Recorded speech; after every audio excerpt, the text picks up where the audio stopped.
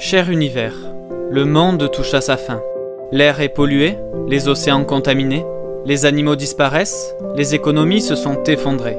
L'éducation a disparu, la police est corrompue, l'intelligence est évitée et l'ignorance récompensée. Les gens sont déprimés et en colère, donc tout le monde est médicamenté. Nous nous croisons dans la rue, et si nous parlons, c'est une communication robotique, dénuée de sens. Mon univers, je vis dans un monde où les gens préfèrent avoir 15 secondes de gloire plutôt que toute une vie de sens et de but. Les écoles privilégient la compétition à la coopération. Les notes déterminent si tu es une bonne personne ou si tu ne l'es pas. Notre gouvernement construit 2 fois plus de prisons qu'il y a 10 ans, mais elles restent toujours pleines à craquer. Aujourd'hui, il est plus facile de trouver un Big Mac qu'une simple pomme. Et quand vous trouvez la pomme, elle a été génétiquement transformée. Les présidents mentent, les politiciens nous trompent et on ne s'en rend même pas compte. La religion est toujours un problème. Mais comment leur faire comprendre, mon univers, qu'un Dieu partageant la violence ne peut exister? Si Dieu existe, il est tout aimant. 92% des chansons à la radio parlent de sexe. Les enfants préfèrent jouer à Fortnite plutôt que de sortir dehors.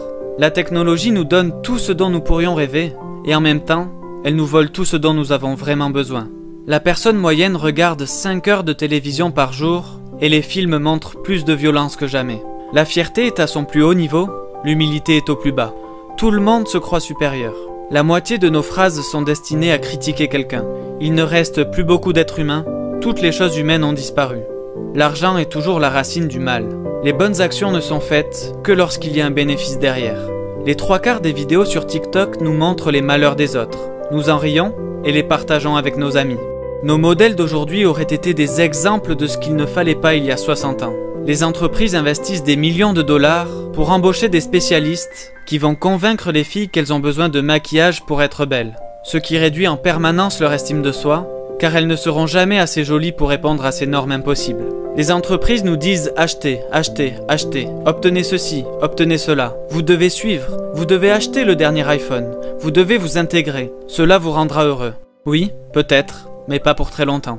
Alors mon univers, que pouvons-nous faire face à toute cette folie? Je pense que nous pouvons aimer, cette force que tu nous as donnée et auquel tu tiens tant. Et ne t'inquiète pas, je ne parle pas de l'amour que nous entendons dans notre chanson préférée. Je parle du vrai amour, l'amour pur de tout ce qui nous entoure, l'amour sans bornes, sans limite. Aimer du moment où nous nous réveillons jusqu'au moment où nous nous couchons.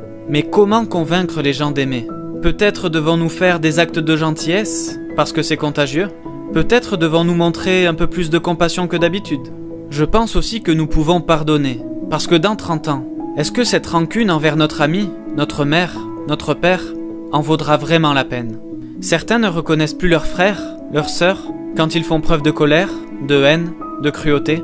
Mais une fois que nous aimons vraiment, nous rencontrons la colère avec sympathie, la haine avec compassion, la cruauté avec gentillesse, car nous comprenons enfin que l'amour est l'arme la plus puissante sur Terre. Au lieu d'essayer de changer les autres, nous pouvons d'abord nous changer nous-mêmes. Nous pouvons changer nos cœurs. Robert Kennedy a dit un jour que peu d'entre nous auront la grandeur de changer l'histoire. Mais chacun d'entre nous peut changer une petite partie des événements pour que la totalité de tous ces actes permettent d'écrire l'histoire d'une génération. Alors oui, le monde touche à sa fin, mais le chemin d'un nouveau départ commence en nous. Je sais que tu seras là pour agir, mon univers, et je veux surtout que celui qui m'écoute devant cet écran comprenne qu'il en fait partie et que cette lettre est finalement pour lui.